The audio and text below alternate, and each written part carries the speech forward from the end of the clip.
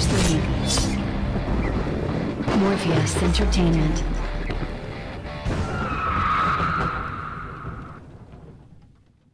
Yo, Morpheus here with another arena match with a mage 2v2, and I have to say that mage-lock, that's one of the most beautiful comps in the world. I mean, it's just delicious. The crits are nice, the burst is nice, and the two work together, the two classes, I mean, perfectly. It's with this is with Crazy Lol, a great mage. He's 2.1k experienced, or this season at least. He's pretty good, and although his finger was broken and he was a bit wasted, we still won 99% of all the fights we did. The MMR is not that high though, but who cares, you know, just for fun. And yeah, so it's just that Mage has great CC, Lock has great CC, I mean really great CC, they both have great CC. But it doesn't DR. I mean, only the stun DRs with, you know, deep freeze and stuff like that. That's it, you know. Fear and polymorph, it's so annoying for them to get like triple polymorphed or triple feared, you know, or even triple polymorphed and then triple feared. I mean, that's just wonderful. And also, when he defreezes the target and bursts, even without cooldowns, and I just dot someone up and spam Fel Flame on the target, we do enough damage to force shit without really bursting. So for example, if we see a monk, or in this case like a druid and a mage with, you know, ice block all over the place, we can just burst on the target, force ice block. We do some overlapping CC, as you could see there. That's because we were not using Skype, so we didn't have any means of communication, which makes it sometimes hard to guess whether or not your partner is casting a CC or not, and then you land the CC at the same time on the same target, and you know that sometimes it's fucked up, but that happens. So in this case we just went on the mage to open, but we wanted to burst on the druid, which is gonna happen right here. He ice blocks, of course. I forced this ice block, and the mage can still burst. I mean, basically a mage can always burst if he has a deep freeze, at least that's my opinion. Some people say nah, it's a bit more complicated than that, but I think that if you have a deep freeze as a mage, your damage is enough to call it a burst. I mean, yeah, damage of mages is kind of ridiculous. I mean, we all know that, you know. So my job here, if you are wondering what is the job of a demon lock in comp like this, I would say burst at the right moment, not as soon as possible. Sometimes that's the right moment though, to burst as soon as possible, but really bursting at the right moment is really important. Force cooldowns, but other tasks that you have is build up fury, do a lot of CC, you know, peeling, surviving, getting out of sight, getting the healer away from the DPS, you know, stuff like that. That is actually your task to do. You know, you don't have sustained DPS, so why not just triple fear everything you see? You know, that's really what you should do in my opinion. And if you checked your Skype just now, then I trolled you. But because, you know, my Skype is always dinging. I'm just so popular. Nah, I'm kidding, man. Just my friend Puddle who's annoying me. Fucking Puddle. No, I'm kidding, Puddle, if you listen to this. I love you, man. We're gonna do some arena soon, probably. But yeah, so yeah, this is double mage. This is always fun. Double ice block. I hate that shit, you know. But yeah, what are you gonna do? So this mage of mine. What I also like, you know, is that I can force almost every cooldown a class has, because my burst is pretty insane and also scary. So I force a lot of cooldowns, but I don't have enough damage to finish it afterwards. Check this burst on this rogue in the beginning though. This 100k crit. Here it comes. And I'm gonna burst soon. Here it comes. Boom! Instant vanish, because he knows he's fucked. But now I don't have any means of finishing him. As you can see, I have no damage, just some imps firing on him, but that's it. Then the mage does a defreeze. I jump towards the healer and fear the healer, and the rogue is dead. That easy. I just force cooldowns, do a lot of damage, then start CCing the healer again, and he finishes the other guy off. I mean, that's a very solid working strategy. If you haven't played this comp and you are a demon lock or even a mage, I suggest trying it sometimes, but with a good mage or a good demon lock. It's really fun to do it.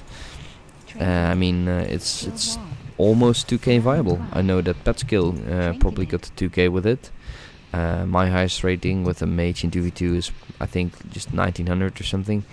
But yeah, I didn't really try it hardcore, you know.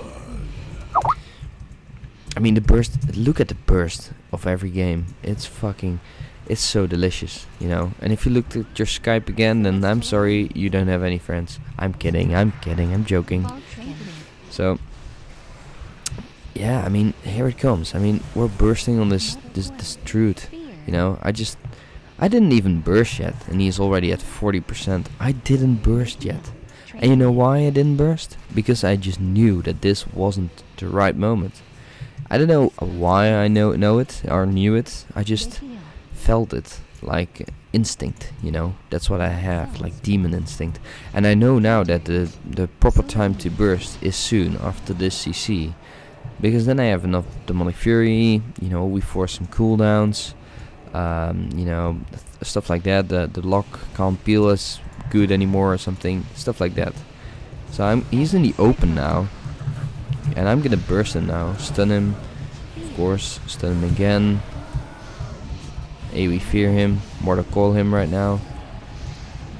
Yeah, now actually, and he's dead, you know, because that was the right moment to burst.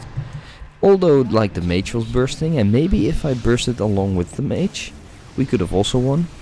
But the thing is that, you know, sometimes you have to be playing it on the risky safe side. That sounds really strange, the risky safe side.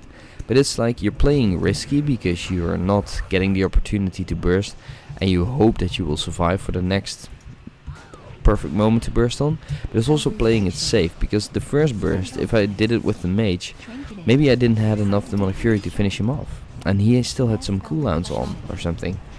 I just knew that if I waited, you know, then I had a higher chance of succeeding in my burst, but I had to survive. So it's playing risky on the safe side, you know. Here is a very nice match where I actually basically just CC only. I just did some CC, now I burst actually, and this is really the damage to finish the warrior off. But my burst is still going on. I didn't really burst, and still we won. Because, you know, CC and a little bit of damage from me and a lot of damage from the mage.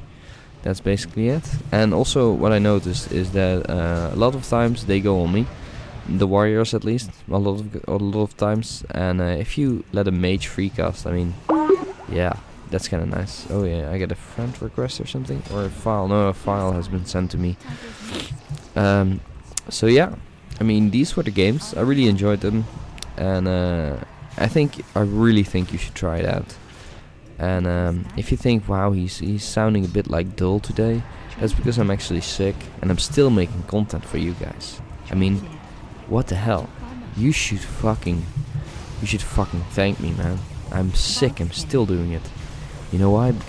Because this stuff is epic, you know, so epic that it actually gets me better for doing it. I don't know what I'm saying, you know, I'm just fucking hell. So yeah, this was also a nice game where I almost died. It's a druid monk combination, which is really annoying because touch of karma, you know. I just CC'd the druid here while the mage bursted the monk after touch of karma. We just had to force touch of karma and then kill him afterwards. But we went on separate targets actually. I went on the druid and he went on the monk, which is kind of strange, but it was risky, but it worked. So yeah, this fight is with a warrior and a wrestle shaman. Also a very good comp if they know how to play, of course. And they do know, but you know, we're fucking pro, of course. I'm fearing the shame here, tremors or trinkets, whatever. You know, I don't care about that stuff. I'm gonna burst him now, burst the shaman, and he's jumping down the pussy, you know. I just follow him. And he is not gonna die. I just know it already. I just know already that he's not gonna die. Then I do a fail jump here because I thought he was running in that direction, but instead he ran in the other direction. So at this point I really have to play very defensively, fearing a lot, peeling a lot, to keep my mage alive and get this healer as far as away from the warrior as possible, so he can't heal it. And then in the meanwhile do some damage together with the mage. You know, fear the Shamey again, and he's triple feared, and the warrior is dead in a triple fear. you know. So as you can see, sometimes it's not about damage, it's about CC. And the choice, like the skill is in the choice, whether or not to do damage or do CC or peel or get the hell away from the opponent. Or, I mean, there are a lot of stuff you can do, and the skill is in doing it at the right time, you know. And some classes are just designed for you to just bash on your opponent for the whole arena match for 10 minutes. And like the rotation is the skill and some interrupts and stuff. But the immolation is really about CC, positioning, peeling, helping, utility, surviving, and then bursting at the perfect right time when you forced all the cooldowns of the enemy and you just know they're going to die, you know, you just know it. Because they don't have a trinket anymore, they can't CC you in your burst, and they don't have any good defenses anymore, and they just die, like, I don't know, like fucking hell, like ants under your feet, under your boot. Well, this was it. Hope you liked it. See you guys next time. Morpheus out.